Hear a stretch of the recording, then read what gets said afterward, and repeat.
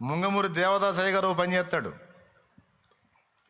డబ్బును ముట్టుకోడు. అసలు ఆయన ముట్టుకోడు.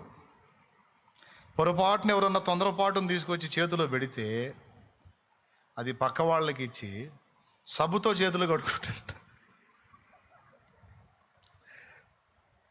ఒక అపవిత్రత అంటితే చేతులు కడుక్కున్నట్టుగా ఫీల్ అయిపోయి అది టచ్ అయిందంటే సబ్బుతో చేతులు కడుక్కుంటాడు. సిరిని కానీ స్త్రీని కానీ నేను ముట్టనని తీర్మానం చేసుకొని జీవితాంతం బతికిన వ్యక్తి దేవదాసయ్య గారు.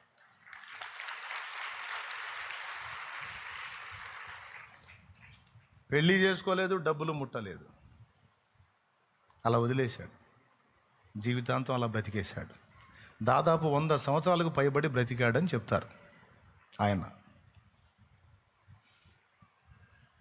ప్రార్థనాపరుడు, మంచి భక్తిపరుడు, కమ్మని ఆత్మీయ గీతాలు రచించిన రచయిత, ఎన్నో ఉపదేశాలు చేసినటువంటి మహనీయుడు,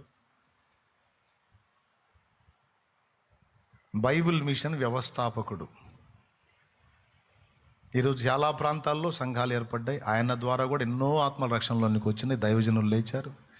ఎంతోమందికి ఒక గొప్ప మాదిరికరమైన సేవ చేసి నిద్రించినటువంటి దైవజనుడు ముంగమూరి దేవదాసయ్య గారు.